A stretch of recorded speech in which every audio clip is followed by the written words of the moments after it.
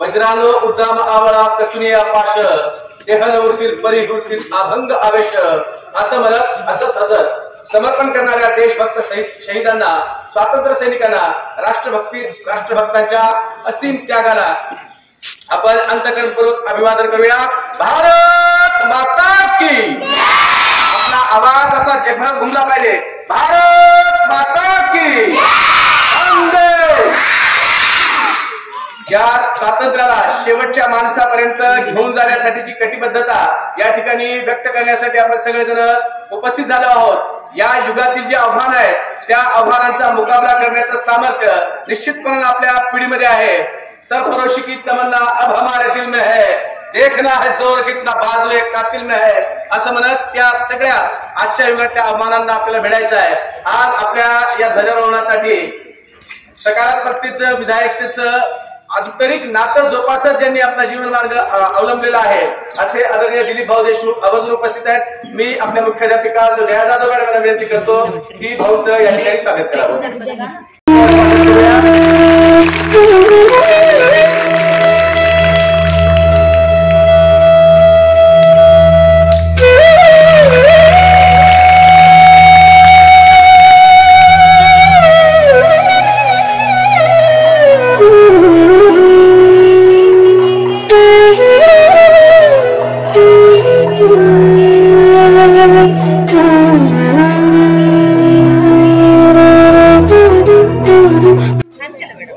आज आपण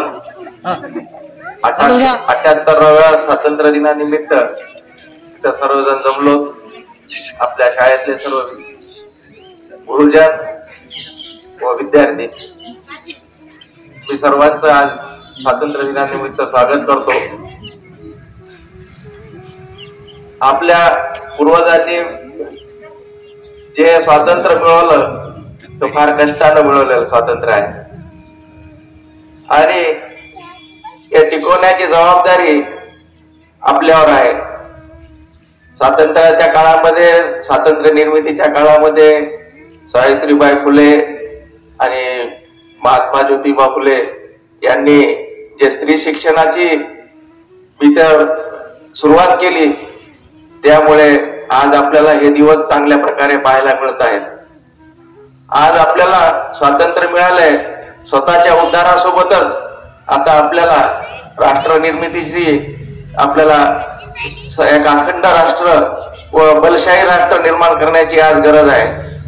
कारण आज आजूबाजूला आपण बघतो की आजूबाजूच्या सगळ्या राष्ट्रांमध्ये सगळ्या अशांतता आहे आणि सगळे पूर्ण युद्धाची परिस्थिती निर्माण झालेली आहे।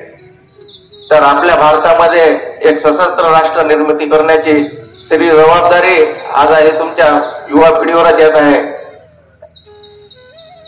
या स्वातंत्र्य दिनाच्या निमित्त मी आपल्या सर्वांना हार्दिक शुभेच्छा देतो व माझे 2 शब्द संपवतो।